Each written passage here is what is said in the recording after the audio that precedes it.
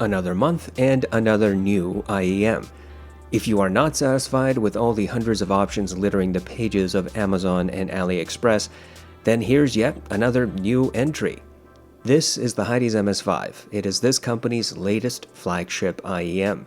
It retails for $500, but the pre-launch price is currently at $380 as on Hidizs' website. Hidizs was kind enough to send me an advanced unit for review. This IEM should be available widely among the typical audiophile retailers when it is officially released on May 7th, but I suspect the launch price then will be the original $500. This new IEM falls into the Mermaid series, hence the MS5 designation. Hidizs devotes a lot of effort into describing the proprietary driver and soldering in this product, but what we are really concerned with is what the company says about the sound. Like many brands, Hidizs does not give a clear indication. We're told that the sound signature is soft and natural, smooth and bright. The bass is powerful, surging, and solid. They even tout that the MS5 sounds, quote, like a hymn of angels with clear sound, full dynamics, and a long listening without getting tired. The company provides a frequency response graph, but it's hard to tell how accurate it really is. If it is true, then the MS5 apparently has a bassy U-shaped signature. As for build, the MS5 is a flagship creation, and it feels like it. The housing is metal, the detailing is impeccable, and the attention to overall craftsmanship is something we expect from any top-tier product. The MS5's shell design is rather unique. You could easily ignore it, or it could draw your attention.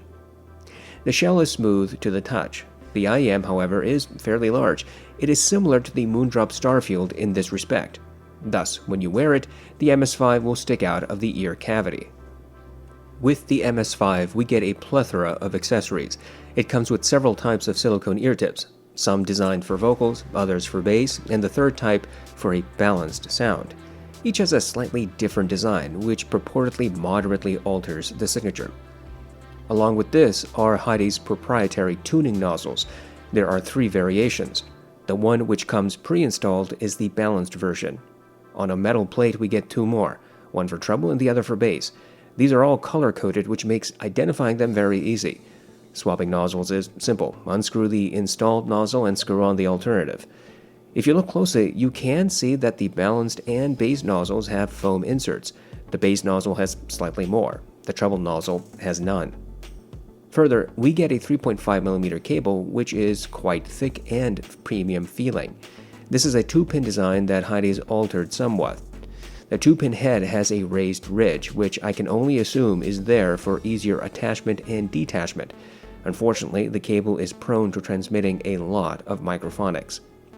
Finally, Hidizs provides a fake leather box with a zipper closure. It is large enough for the IEM, cable, a few ear tips, and the tuning nozzles.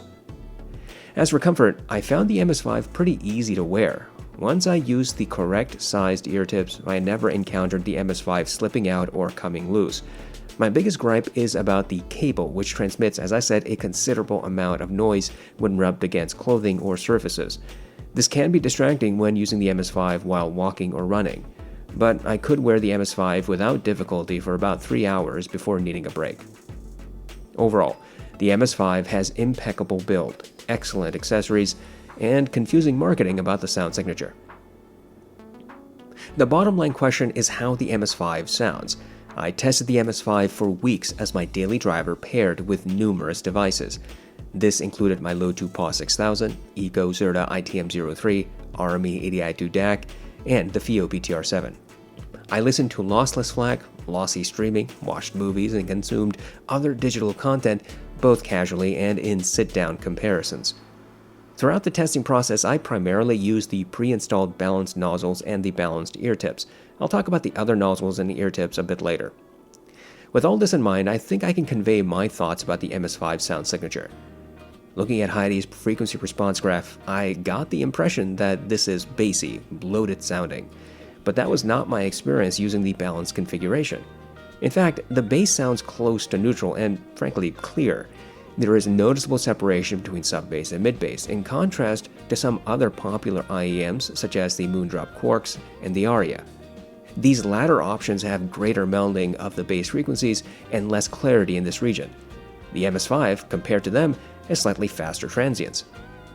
Testing among my various bassy tracks including Mountains, Pure Water, and the Sicario soundtrack, I did however get the impression that the MS5 has an emphasized mid-bass. This is not to the same level as the Aria or the Starfield, but it is a little bit emphasized compared to the more neutral Quarks. The Tin Hi-Fi T2 and T2 Plus both have a bass roll-off compared to the MS5, and thus sound cleaner, clearer with more separation in this region. The MS5 presents hard drum impacts, but without the sharp thwacking or piercing, which sometimes is associated with hi-fi tuning.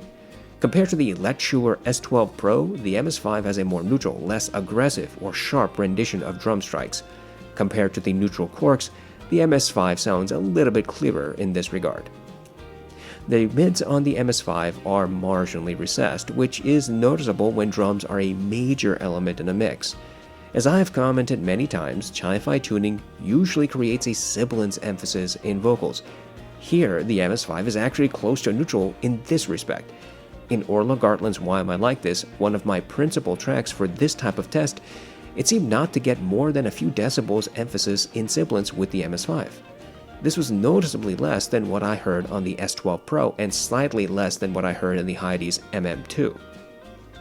There seems to be slightly above average separation of mid-centric elements. Multiple vocalists can usually be heard. Individual instruments are audible in the mix. And while drums do sound a bit louder than other instruments, they never overwhelm the track. Indeed, I was still able to pick out guitars, pianos, synths, and other elements. Vocals for their part seem to stand just about a step behind drums, while clearly audible in the mix. This is not an easy idea to conceptualize if you've not really heard it, but imagine talking while standing a few feet away from your speaker when it's playing at reasonable volume. The other person can still hear you, but the speaker is vying for some of their attention. Compared to the Moondrop Quarks, Aria, and Starfield, the MS5's mids are clearer and its vocals more obvious in a mix. Compared to the Triple Win Melee, and the result is similar. The Melee tends to shroud vocals. The MS5 has a close to neutral rendition of treble, with a marginal emphasis in the mid-treble area. This seemed fairly obvious when I listened to classical or instrumental soundtracks. For example, in Scherzo for X-Wings, the brass and horns easily cut through the other elements but never became harsh or piercing. I could readily hear the various group sets in this track. Whatever music I played, the MS5 provided a bit more treble energy than more neutral options, such as the Moondrop Quarks. The MS5 has more noticeable treble compared to IEMs like the Tangju Shimin Lee, which has a treble roll-off. When I compared the MS5 against the Aria and Starfield, there was a difference in presentation. For example, the Aria and Starfield seem to emphasize lower treble, but roll off upper treble. The MS5 has a fairly neutral rendition of lower treble, but a slight emphasis of mid-treble.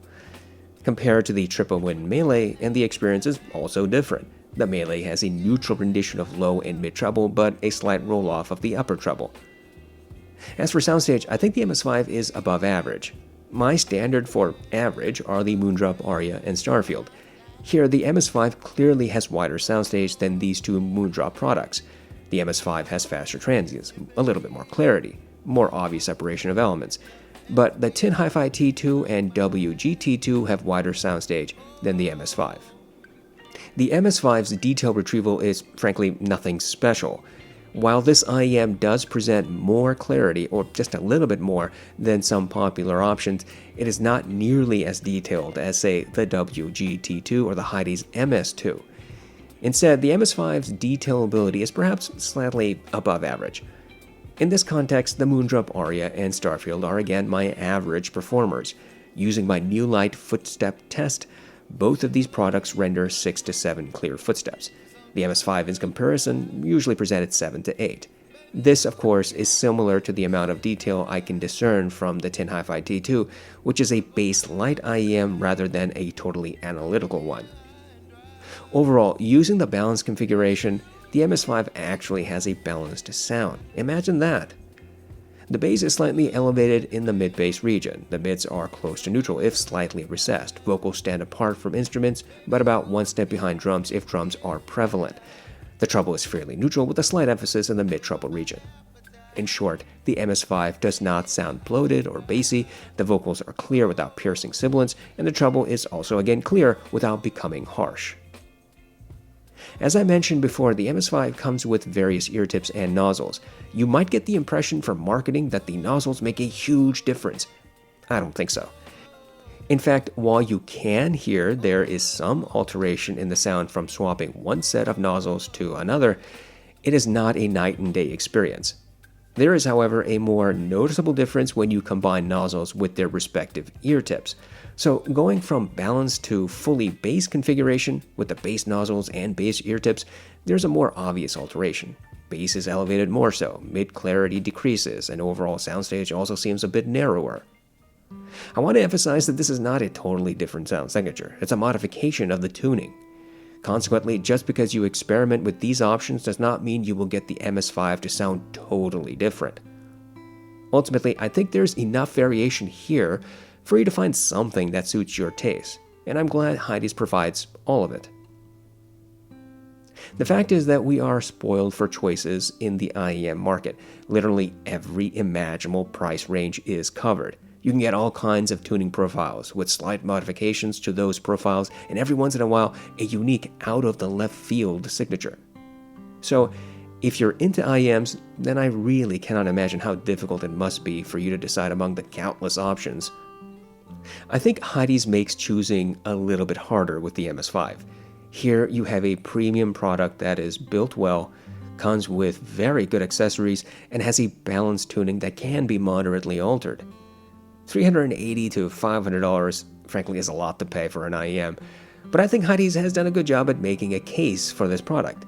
Now look, it may not be for you, for any number of reasons. Maybe because you don't like the style, or you want a different sound signature, or simply have your eye on something else, or that is just too expensive. Whatever your take on this IEM, it is, I think, at least a worthy addition to the ever-growing and never-ending world of IEMs.